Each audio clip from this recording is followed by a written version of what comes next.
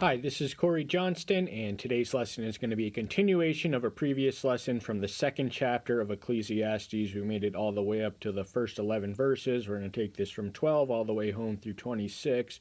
We're going to begin our preamble with the word that appears for 5 of 35 times for the first time in the second verse of the first chapter. That word is futility. Now, in that word is expressed Solomon's state of frustration. He is a man motivated by a mission to find the meaning of life, and the lack of discovery or revelation of any obvious or even apparent purpose to anything at all is what compels him to rely on that word so much. And so much now he defies the structure of the first two chapters. He proceeds to describe the futility of the natural world, the observable universe, what the eyes of sight can see, and he describes it as being in constant flux, yet imprisoned in a pattern of permanence from which there is no escaping. There is nothing new to see. There is nothing worth seeing to get excited about. Nothing new. It's all a repetition, endless repetition for no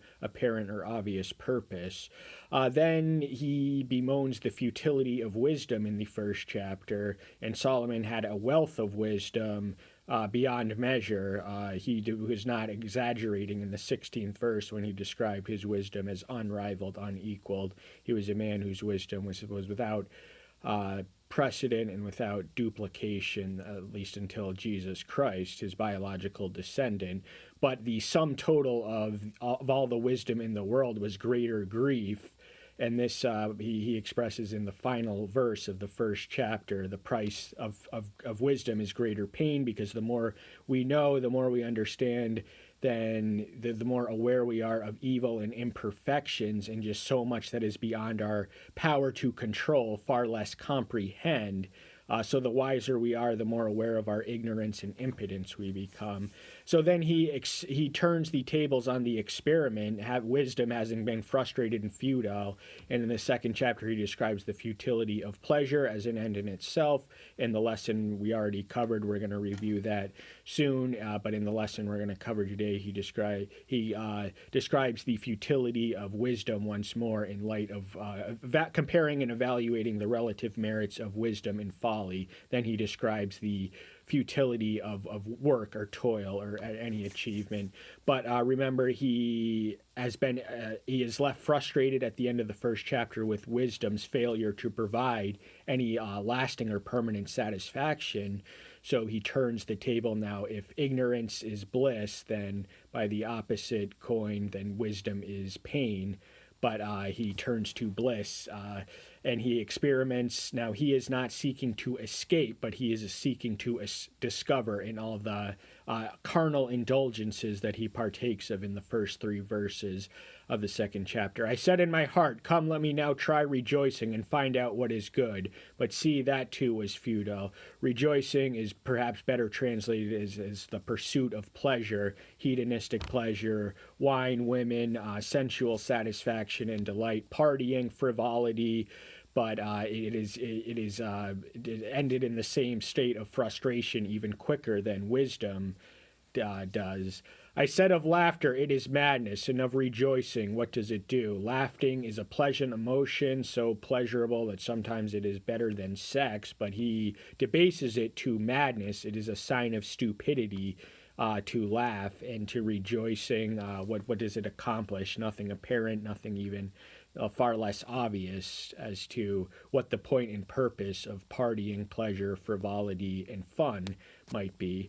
I searched in my heart how to stimulate my body with wine, while guarding my heart with wisdom, and how to lay hold of folly, until I could see what was good for the sons of men to do under the heavens all the days of their life. There's a lot to digest, so we're going to take it from the top. He is searching in his heart. Now, the heart would have been considered by many of the ancients as the center of cognitive activity, but it is also the center of volition and will and emotion and all these other things.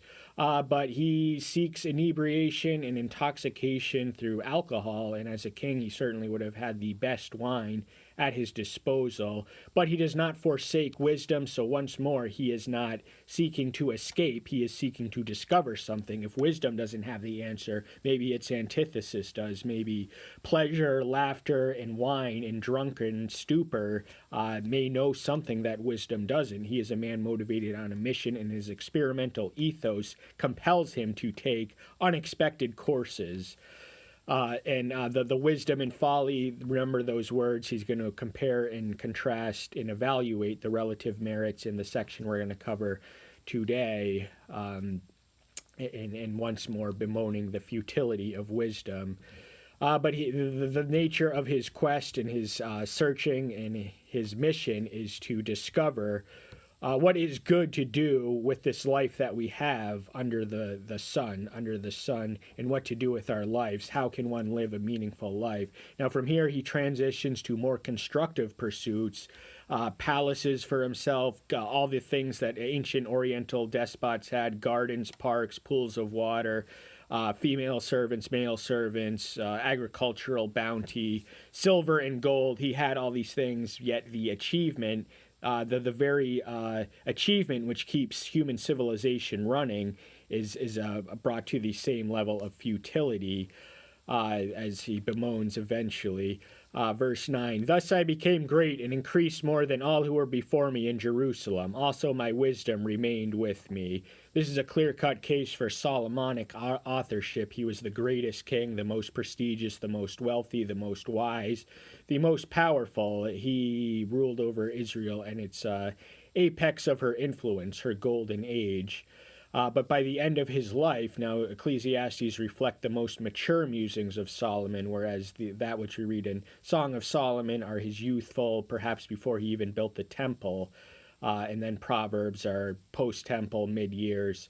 Then Ecclesiastes are his mature musings, and in Proverbs he seems to have the confidence of all the answers. And when he is visited by the Queen of Sheba in the 10th chapter of 1 Kings, and in the 9th of 2 Chronicles, we read that she left completely satisfied. There was no question too difficult for him to answer, but here he finds that he does not have the answers to his own questions that he seeks and wants. But his wisdom has not remained with him. Now it would take, wisdom does not go away, especially with old age, especially in one such as Solomon, whose very wisdom takes him on the unusual roads that it does. And all that my eyes desired, I did not keep from them. I did not withhold my heart from any pleasure, and for my heart rejoiced in all my labor. All this was my portion from all my labor.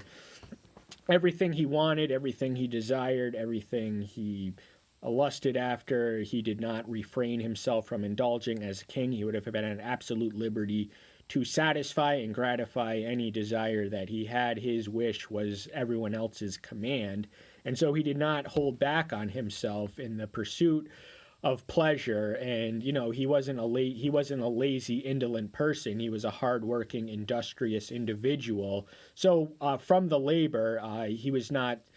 He inherited a princely sum of money when he ascended the throne, but through his wisdom, the gold became so plentiful in Jerusalem that silver was counted as naught. But this actually informs, we read an optimistic conclusion of this chapter where Solomon finally gains some closure and clarity in accepting the portion of our labor. We are entitled to enjoy the fruits of our labor. Labor was prescribed a curse in Eden, but it is also a blessing, and it is a gift from God. Verse 11, but when I looked in all the works that my hands had done, and on the labor in which I had toiled, see, all was futile and feeding on wind, and there was no gain under the sun. His works were monumental. He was the greatest builder. He built the temple and also a lavish palace, which took him almost twice as long. The temple took him 7 years to build, began during the 4th year of his reign. His palace took him 13 years, but it's not exactly clear whether these overlapped but they were adjacent to each other. So it's quite possible that Solomon began building his palace around the same time as the temple, and he devoted the greater concentration and efforts to where it belonged in God, and so it was not a species of selfishness. But anyway, that's getting away from the point. The temple builder, the palace builder, he also fortified numerous locations throughout Israel. His reign was peaceful, but it was a peace by strength. He fortified a lot of strategically significant location. And yet, for all his success and all his achievement and all that he had done to advance the national interest of the nation he led, he considered it a species of futility and meaninglessness and purposeless, were expressed in the words futile, feeding on wind. That phrase appears about 30 times, and under the sun also appears frequently in Ecclesiastes. We're not exactly sure how many times, but it does mean everything that can be experienced on earth. And then the 12th verse, this is the lesson itself, and remember the structure. He bemoans the futility of pleasure and just achievement, and in the lesson we're going to cover today, he bemoans the futility of wisdom, as he's already done at the conclusion of the first chapter, but he does so while comparing and evaluating the relative merits of wisdom and folly. And then he bemoans the futility of labor, as he has already done in the third, as early as the third verse and in the first chapter. So this is neither the first nor the last time that he arrives at some of these, but he does arrive at an ultimately optimistic conclusion by chapter's end. 12th verse, and I turned myself to look at wisdom and madness and folly, for what would the man do who comes after the king, but what has already been done? Solomon has the eye of a scientist and the experimental ethos. He does not forsake wisdom. Wisdom is with him even as he indulges in pleasure, even as he indulges in wine, even as he indulges in laughter. His wisdom does not forsake him. His wisdom does not forsake him when he is indulging his every carnal delight and pleasure. So it is certainly with him when he is evaluating madness under the telescope and in the lens, as he has somewhat already done when he compared laughter to a species of madness, but also included in the mix is folly. So that is wisdom's antithesis, and madness is just a deranged state of mind that is not unusual to the fool. Not all foolish people are mad, and not all mad people are foolish, but it is a negative state of mind. But, the sense of even the lack of possibility of anything new to come after, the same pattern he notices in the observable universe, the natural world, the natural order, he observes in the human order of civilization. As king, he would have had a successor, but, there would be none like him. There is none like him ever before, and there would be none like him ever since. And even if there was, what could he do that he had not done? Then I saw that wisdom is better than folly, as light is better than darkness. The superiority of a life lived with wisdom is self-evident over that of folly. Now, where ignorance is bliss, 'tis folly to be wise, is the motto and maxim of the fools, but wisdom is not a luxury. It is an indispensable necessity, without which we cannot discern good from evil or navigate our way successfully through life. So wisdom gives us perspective. It gives us perception that foolish lacks, so it has an illuminating quality. It is compared to light, and darkness is synonymous with ignorance. So the fool who is walking in the dark does not know where he is going. The wise who is walking in the light has a direction and a destination. And the sinner in the New Testament loves darkness, for their deeds are evil, and they fear the exposure of the light. John 3:19 through 21. And even the born-again believer were once in darkness. Ephesians 5:8. The wise one's eyes are in his head, but the fool walks in darkness. And I also know that one event befalls them all. So even though life is made a lot easier with wisdom now, especially as a king, the common man, the uneducated person, does not value or cultivate wisdom. But as a king, the idea of wisdom being combined with power was the Platonic ideal of the philosopher king, which Solomon embodied in actual form some 400 years before the idea itself.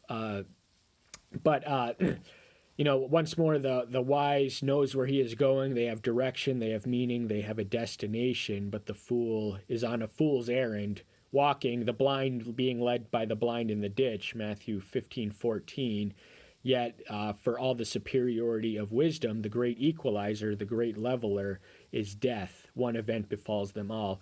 Wisdom, for all the advantages that it brings in life, cannot prevent death. It is powerless before death, and the fear of death is what is haunting Solomon, so much so that actually by the 17th verse, he says he comes to hate his life.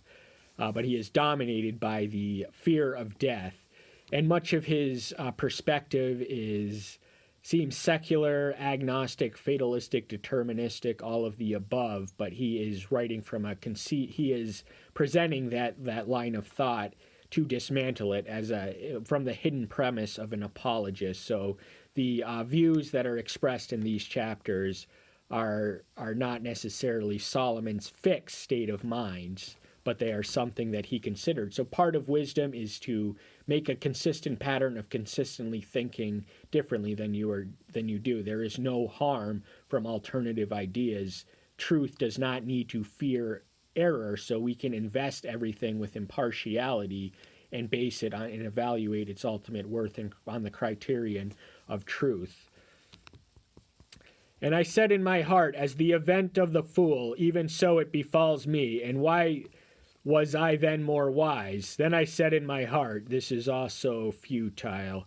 For what apparent purpose was all this wisdom when he was at death's door? The dread of death is dominating his thinking. Remember, Ecclesiastes are his most mature musings. These are in the twilight of his life. His hair is gray, and he is no longer so magnificently presentable as he was when he was a young man. But with age comes wisdom. In Aristotle, according to Aristotle, a man is wisest when he is 60. Solomon lived a year short of that ideal. But this, the thought of death so consumes him and haunts him that he considers that all of the obvious advantages that wisdom has to the living is meaningless and empty, and has become the significance completely diminishes and vanishes in light of death. Death is the great equalizer. It renders the wise no advantage as it does in life. For there is no more lasting remembrance of the wise than of the fool, since in the days to come all is forgotten. And how does a wise man die? With the fool. His bemoaning of the lack of remembrance, even of heroes and great men. He does this as early as the first chapter, I believe the 11th verse.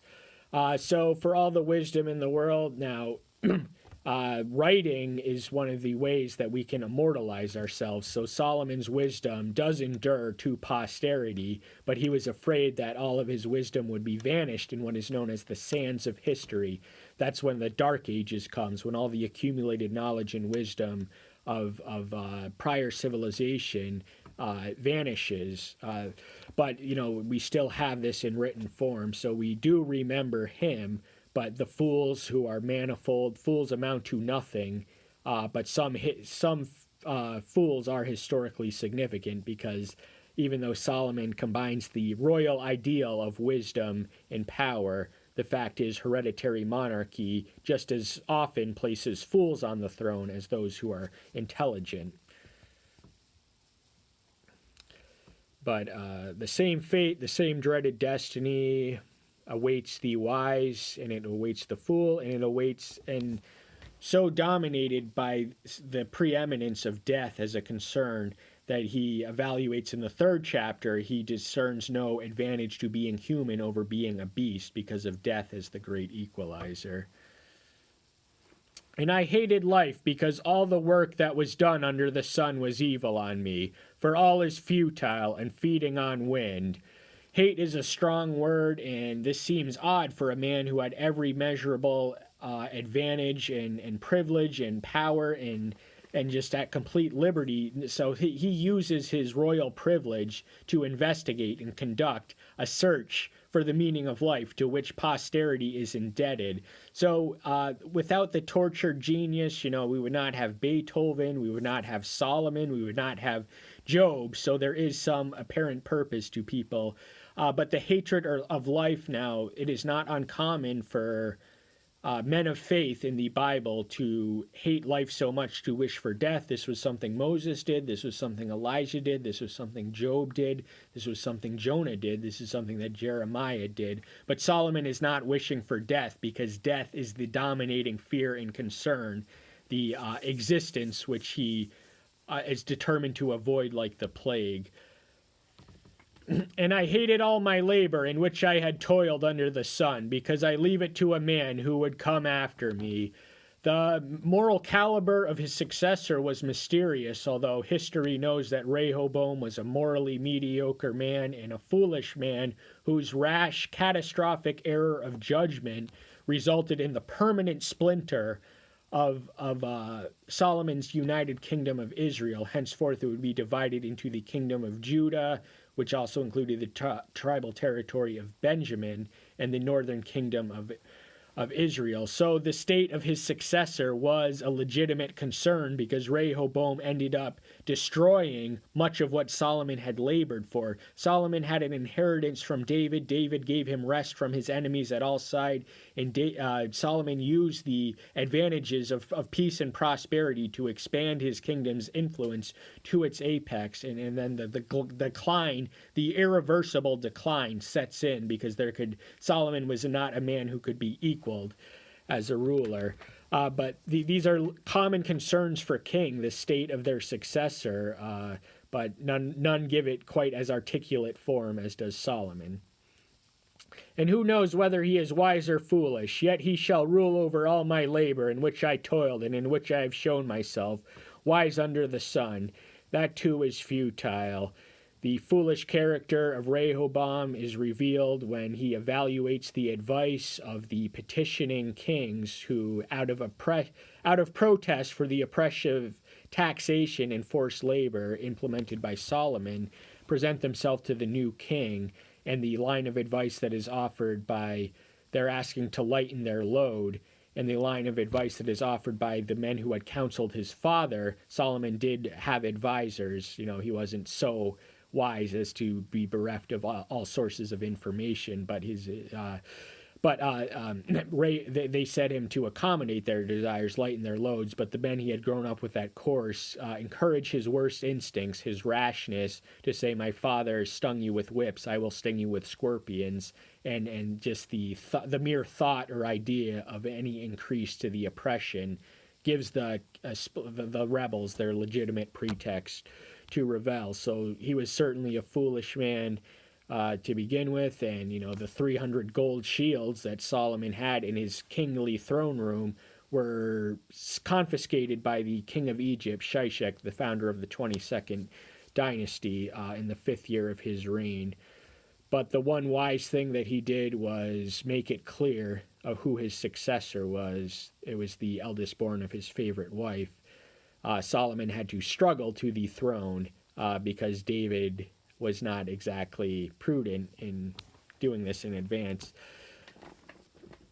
But it's all futility once more. So I turned my heart and despaired of all the labor in which I had toiled under the sun. Not only his kingdom, but his temple would be razed to the ground in 586 BM. His palace, probably sooner than that. It is in the ash heaps of history. Even the temple that was erected after it, not a single stone is left, as predicted by the Savior itself. So all the things that, the monuments of antiquity are scattered ruins. They are dust, reduced to dust, which is man's destination in death. We return to the dust from whence we came. For a man might labor with wisdom, knowledge, and skill, yet he leaves his heritage to a man who has not labored for it. That too is futile and a great evil. Wisdom and skill are closely connected. In fact, the Hebrew original of the word commonly translated as wisdom observes little difference. It is used to describe the wisdom of the designer of the tabernacle in Exodus 35.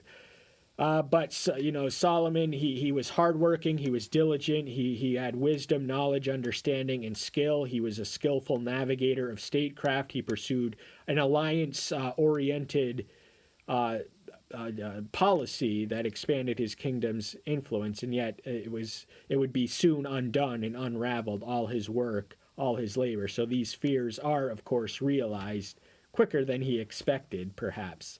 For what does a man get for all his labor and strain of his heart with which he has toiled under the sun? For what advantage or what purpose or what hidden blessing is there? Because he cannot discern or experience any blessing from having the blessings of a fruitful and prosperous kingdom. So what's interesting is Solomon is bemoaning life when he is on top of the world. But what does all this building mean in the day of his death? is upon him. So he wants to know, was his life in vain? Was it futile? Is there going to be any remembrance of me? Are my monuments going to be left over? And we do have the written description of the details of the magnificence of the temple, but the temple we cannot see. A man can do no better but to eat and drink and enjoy himself in the labor. That too I saw was from the hand of Elohim. Remember, in the first 3 verses of the chapter, he's in the 3rd verse he says drinking wine, and he says that is to no apparent purpose. But here Elohim makes the difference. This is the I believe the second mention of Elohim, verse 113. But with him in the picture, he gives clarity, he gives focus, he gives meaning, he gives directions. Even the pleasures that would be sinful apart from him are sanctified by his presence, and he becomes presence when we give him gratitude. That's why we have to be in the practice of praying before every meal, accept every meal, everything we eat, everything we drink, everything we do to the glory of God. 1 Corinthians 10:29. So he doesn't make a difference, he makes the difference. With him in the picture, all the futility, all the frustration, all the vanity, all the purposelessness instantly and permanently evaporates and eliminates. All things become new through him. For who eats or who finds enjoyment without him? It is sinful to enjoy the gifts apart from the giver. That is tantamount to idolatry. So the answer to that question is idolaters. They are, though the Father makes his sun to shine on the righteous and the wicked alike indiscriminately, the righteous alone are grateful for the gift, whereas the unwicked and ungrateful are at best grateful for the gifts, not the giver. So he's suggesting here is that without him and apart from him, we have no right or reason to eat. For he gives wisdom and knowledge and joy to a man who is good in his eyes, but to the sinner he gives the task of gathering and collecting, to give to the good before Elohim. That too is futile and feeding on wind. Wisdom is a gift from God. Solomon was gifted the profound wisdom when he was 19 years old in a biographically significant moment after sacrificing faithfully at Gibeon. Elohim appears to him in night and gives him a blank check for any wish, and Solomon was wise enough to choose wisdom and joy in a discerning heart. But joy eventually evades him at this point. But the gift of wisdom, the prayer for wisdom is never more than a prayer away. James 1:5, ask in faith, not doubt. So how we ask is significant. It makes the difference, and we will receive. This is one of those prayers where it's a knock and it shall be opened, ask and ye shall receive, seek and ye shall find. So wisdom is never more than a prayer away, perhaps not to the extent that Solomon accumulated, but he was a unique beneficiary of divine grace. Yet joy is distinct from happiness. Happiness is fleeting. That is found in pleasure. That is found in laughter. But joy, Christian joy, is a joy that transcends circumstance, where happiness is dependent on external circumstance. But he gives wisdom to those who deserve it. There is such a thing as a wisdom apart from God, and Solomon gives expression to much of the secular wisdom. But the wisdom that comes from God, the wisdom that comes from above, is far, far superior to worldly or carnal wisdom. But he also gives the task of gathering and collecting to give the good before Elohim. But, in spite of the apparent purposefulness of God being in the picture and making a difference, as I have suggested, Solomon considers it futile and feeding on wind. Feeding on wind means chasing the wind, and the word futile itself in the Hebrew original is hebal, which translates as mist or vapor, but in 3 of the 78 occasions in the Old Testament, it is only used to describe literal and physical mist. So that the futility is alternately translated as vanity or meaninglessness, and this is what defines and concludes the 2nd chapter, even though it is more optimistic than the closing of the first, and it does get progressively optimistic. We are not quite there yet. He does find clarity and closure in the answer in the 12th chapter, but that's far away. That's all the time we have for today. Thank you so much. I'm so glad you're here. Stay tuned until next time. I'll see you then. Bye-bye.